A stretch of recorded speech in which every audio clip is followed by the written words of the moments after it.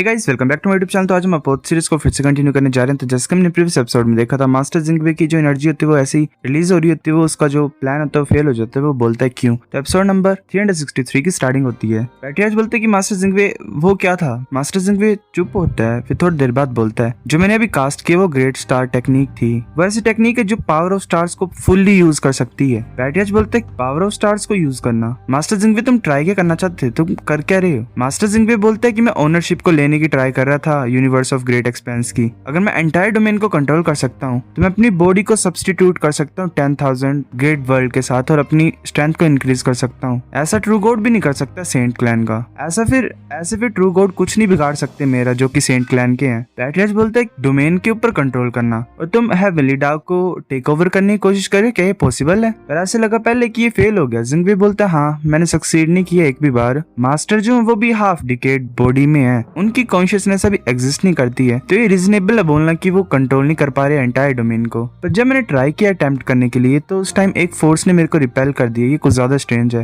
वह लूजेंग है। पैट्रियाज बोलता है कि प्रीवियसली एंशिएंट विच ट्राइब में से भी थी एक जो कि ग्रेट वर्ल्ड को कंट्रोल करने की कोशिश कर रही थी। उनका प्लान भी यही था, वो भी हेवनली डार्क को अपने कंट्रोल के अंदर लाना चाहते, पर वो फेल हो गए। उनके टाइम भी ऐसा था कि कोई फोर्स ब्लॉक कर रही थी। ऐसा बोला जा रहा था कि कोई पर्सन है जिसके कंट्रोल के अंडर है हेवनली डार्क, हम उसको फाइंड नहीं कर पाए हैं। जिंगवे बोलता है ये हैरानी की बात नहीं, ऐसा क्यों हो रहा है, तो तुम मेरे को ढूंढ के रहे हो वैसे, ये तो बताओ मुझे। पैट्रियाज चुप होता है, फिर वो बोलता है थोड़ी देर बाद क्योंकि ह्यूमन अलायंस जो है उन्होंने काफी ज्यादा ग्रेट वर्ल्ड्स को खो दिया है। वो ओरिजिनल प्लान जैसा नहीं करने की सोच रहे हैं, वो चाहते हैं और सेंट क्लेन के साथ फाइट करना चाहते हैं। मास्टर जिंगवे बोलता है कैसी बकवास कर रहे तुम, उनकी ह्यूमन अलायंस के पास सिर्फ 10 हेवनली पेनिट्रेट्स हैं। अगर वो अपने रेलम लॉर्ड्स को भी इकट्ठा कर लेंगे सेंट क्लैन के साथ फाइट करने के लिए तो ये ऐसा होगा कि एक तुम एग से स्टोन को मार रहे हो। पैट्रियाज बोलते हैं पर वो भी देख नहीं पा रहे हैं ना, क्योंकि उनकी जो लैंड है उसे फॉरेनर्स ने ऑक्युपाई कर लिया है। वो बहुत ज्यादा क्रूअल है और वो लोगों को मारते जा रहे हैं। मास्टर जिंगवे चुप हो जाता है, फिर बोलता है कि चलो अगर वो जाना चाहते हैं तो हम भी ऐसे बैठ नहीं सकते और देख सकते हैं। इस टाइम मैं लो ऑफ हेवनली स्टार को ओपन करता हूँ और हेल्प करता हूँ जितनी मेरी स्ट्रेंथ है उससे, और तुम फिर काउंटर अटैक कर सकते हो। पैट्रियाज बोलते हैं क्या हम वेट करने की सोच रहे हैं डाउजीज के कमबैक की। मास्टर जिंगवे बोलता है हाँ, पर हम नॉर्मली यहाँ पे बैठ भी नहीं सकते है ना, हमें कुछ तो करना पड़ेगा। कोऑपरेट करो ह्यूमन अलायंस के साथ और होली रेस के साथ फाइट करो। हम थोड़ा सा स्लो डाउन तो कर सकते हैं होली रेस के एडवांस को। वो सोच रहा होता है मैं लू जाओ का डिसिपल हूँ, मैंने काफी ज्यादा ट्रस्ट उनके ऊपर डाला था। मैं ये विश्वास करता हूँ कि उनका जो प्लान है उससे हमें बेनिफिट ही होगा। जो गोल्डली रिफाइनमेंट लैंड है जो कि टर्टल ऑफ सैंड ने क्रिएट किया है, वो गोल्डली ट्रेनिंग ग्राउंड है। वहाँ पे उन्हें पक्का ही कुछ अच्छा ही मिलेगा। वो बोलता है कि चाहे कुछ भी हो, मेरे को बिलीव नहीं हो रहा कि गोल्डली रिफाइनमेंट लैंड में ऐसे तो इम्प्रूव होती है किसी चीज की या किसी इंसान की कल्टीवेशन, पर वो इतना ज्यादा नहीं हो सकती है इम्प्रूव उन बच्चों की कि वो यूनिवर्स ऑफ ग्रेट एक्सपेंस को सेव कर पाए। ये प्लान तो कुछ ज्यादा आउटरेजियस है, मतलब हो ही नहीं सकता है। हाँ एक बात है, मुझे तुम्हें कुछ बताना है। मुझे पता है कि क्लैंस क्यों नहीं ट्रस्ट कर रहे हैं सेलेस्टियल क्लैन में, क्योंकि ऐसे डाउजीज का वेट करने से भी कुछ नहीं होगा। वो बिलीव ही नहीं कर रहे हैं कि डाउजीज कुछ कर भी पाएंगे। पैट्रियाज चुप हो जाता और बोलता है इस टाइम मैंने डिसाइड कर लिया है, एक डेडलाइन को डाल लो। जैसे अगर किसी पर्टिकुलर टाइम पे डाउजीज वापस नहीं आएंगे तो हम अटैक करेंगे। वो बोलता 3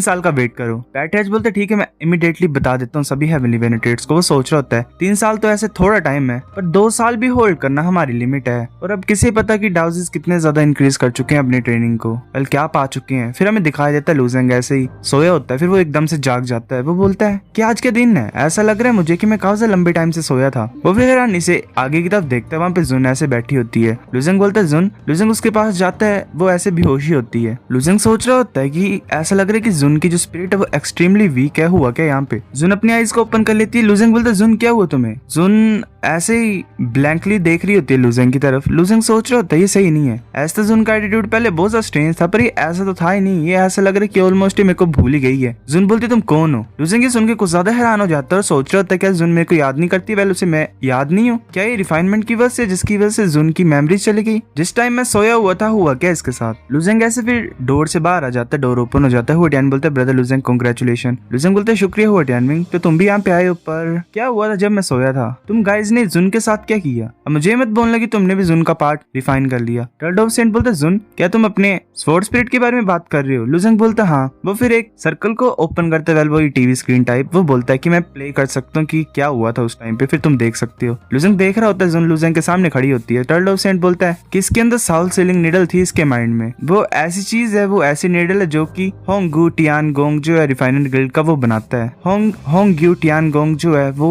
मू फैमिली का पार्ट है। तो ये जो नीडल है मेरे को लगता है मुहाई जी का काम है, उसी ने कुछ किया है, ये शायद उसी ने डीमोनाइट क्लैन के अंदर ये डाली थी उन्हें कंट्रोल करने के लिए। टर्ल्ड ऑफ सेंट बोलते कि जब नीडल एक्टिवेट होगी तब हम डिस्कस करेंगे इसे मारना है कि नहीं मारना है। लुजंग बोलते क्या? टर्ल्ड ऑफ सेंट बोलते कि तुम इतने ज्यादा गुस्सा करने की कोई जरूरत नहीं है, ये सही है ना, मतलब है ही ना, लग ही रही है ना तुम्हें। हम उस टाइम पे बिगर पिक्चर के बारे में सोच रहे थे, अगर वो मुहाई जी के कंट्रोल में होती और तुम्हारे ऊपर अटैक करती जब तुम कल्टीवेट कर रहे हो तो सही होता क्या? वो सही नहीं होता। मेरे को लगता है कि इसने अपने स्पिरिचुअल स्ट्रेंथ को यूज करके कंप्लीटली रिमूव कर लिया साउल सीलिंग नीडल को, पर किसे पता था कि इतने ज्यादा एंडलेस पेन को इसे सफर करना पड़ेगा साउल सीलिंग नीडल को रिमूव करने के लिए। उसने 9 घंटे यूज किए हैं साउल सीलिंग नीडल को रिमूव करने के लिए, और डोर के अंदर 50 से 60,000 ईयर्स लग गए। इतना ज्यादा लंबा टाइम लगा उस लड़की को। उस लड़की की प्रिजर्वेरेंस तो इमेजिनेशन से भी बहुत ज्यादा आगे है ऑर्डिनरी पीपल से। Well bro what the fuck, 50 से 60,000 साल दर्द में रही है। टर्ल्ड ऑफ सेंट बोलते कि मेरी थ्योरी के अकॉर्डिंगली वो भी मुहाई जी के प्लान में ही थी, मतलब स्टार्टिंग से ही। जो रीजन है मुहाई जी ने निडल इसके सर में प्लांट किए ताकि वो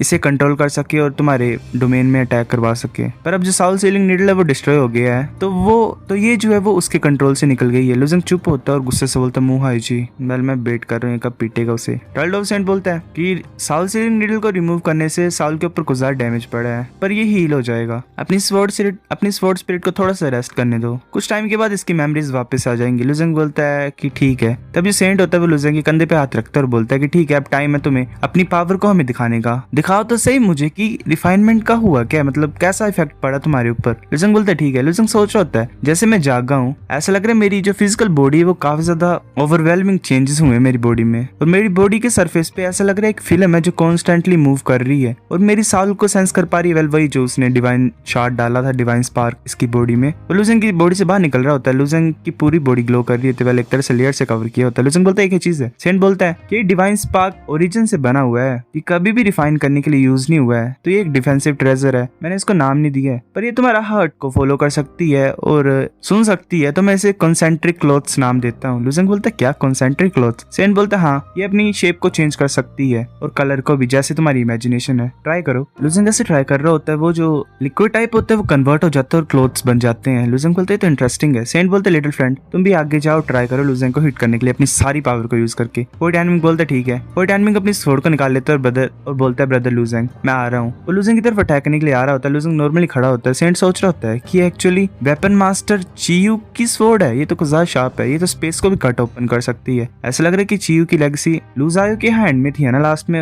और वो फिर इस यंग मैन के हाथ में आ गई। वो टाइमिंग का अटैक लगता है लुजंग को, पर वो फिर कुछ ज्यादा हैरान हो जाता है क्योंकि लुजंग की बॉडी तक वो पियर्स नहीं कर पाता। वेल क्लॉथ भी फटे नहीं होते हैं, मतलब एक पड़ ही गया होता है, क्या बोलते हैं कट, पर वो बंद हो जाता है, खुद ही हील हो जाता है। वो टाइम बोलता है कि ब्रदर लुजंग कांग्रेचुलेशन। लुजंग बोलते शुक्रिया, और बहुत ज्यादा शुक्रिया सीनियर आपका, क्योंकि तुमने मेरे को इतना ज्यादा अच्छा गिफ्ट दिया है। सेंट बोलता है कि तुम्हें रिफाइन करना भी मेरे लिए एक प्रैक्टिस थी, पर जो तुम्हारी बॉडी है अभी वो प्रीमिडियल सुप्रीम ट्रेजर के लेवल पे नहीं है, तो इसलिए मैंने तुम्हारी बॉडी में कुछ ऐड किया है। लुजंग बोलता है ऐड किया कुछ? क्या किया ऐड तुमने? सेंट बोलता है कि तुम्हें पता लग जाएगा थोड़ी देर में, ठीक है। रिफाइनिंग कंप्लीट है तुम्हारी बॉडी की, मेरे को फाइंड कर लेना अगर तुम्हें कुछ चाहिए होगा तो, बाय। वो फिर वहां से चल जाता है। टर्ल्ड ऑफ सेंट बोलता है कि मेरे को मैसेज आया है, इन्वेडर्स ने 1 साल पहले एक्शन लेना स्टार्ट कर दिया था, और जो डोमेन के हेविली वेनेटेड्स हैं उन्होंने डिसाइड किया फाइट बैक करने का। जिंगवे ने बोला है कि तुम्हारे पास 3 साल की लिमिट है गॉडली रिफाइनमेंट लैंड में। लुजंग बोलता तो अच्छा उन्होंने अटैक करना स्टार्ट कर दिया है। टर्ल्ड ऑफ सेंट बोलता है हाँ तुम्हारे पास टाइम नहीं बचा हुआ है, 3 साल तो कम टाइम है, पर मैं टाइम को कंप्रेस कर दूंगा तुम्हारे लिए, तो तुम्हारे पास इनफ टाइम होगा कल्टीवेट करने के लिए। चलो तुम्हें वो 2 लड़कियों को भी लेके जाना है साउल सप्रेसिंग क्लिफ में, तुम्हारे पास अभी भी चांस है उस लड़की को पाने का, हान फैमिली की। लुजंग सोच रहा होता है कि इस ओल्ड डूड को अभी भी याद वो मैटर पहले पीछे पड़ गया रिश्ता करवाने के लिए। फिर ऐसे लुजंग ने टर्ल्ड ऑफ सेंट का सजेशन लिया और उन दोनों लड़कियों को साउल सप्रेसिंग क्लिफ में लेके गया वो। पर ऑफ कोर्स जो मेन पर्पस था वो ये था कि टर्ल्ड ऑफ सेंट की सील्ड डिवाइन डाव को कॉम्प्रिहेंड करना। हाँ लूशो ने फाइंड किया ग्रेट साउल सप्रेशन टेक्निक जो वो चाहती थी प्रैक्टिस करना सबसे ज्यादा, और लुजंग ने चूज किया ग्रेट ग्रैंड एस्पिरेशन, क्योंकि यहाँ पे कोई भी सर्विंग इमोशन डिवाइन डाव नहीं था। लुजंग सोच रहा होता है कि फ्यूचर में मेरे को बहुत ज्यादा सीरियस प्रॉब्लम्स को फेस करना है, और मेरे को सेंट्स को भी फेस करना है जो कि कुछ ज्यादा स्ट्रॉन्गर है। मेरे को अपनी पावर को इंक्रीज करना ही पड़ेगा, चाहे मेरे को रिस्क भी क्यों ना लेने पड़े। फिर ऐसे आधा साल बीत जाता साउल सप्रेसिंग क्लिफ में। हान चुई और बाकी जो थे वो चले गए थे यहाँ से और होली डोमेन में वापस चले गए थे। उन्हें लुजंग को भी इन्वाइट किया था। ऐसे सेकेंडरी बीइंग्स जो होते हैं वो ट्रू एसेंस में कन्वर्ट हो जाते हैं जैसे वो होली डोमेन में एंटर होते हैं, पर उनके फादर विलिंग थे हेल्प करने के लिए लुजंग की। लुजंग ने वेल मना कर दिया उनको।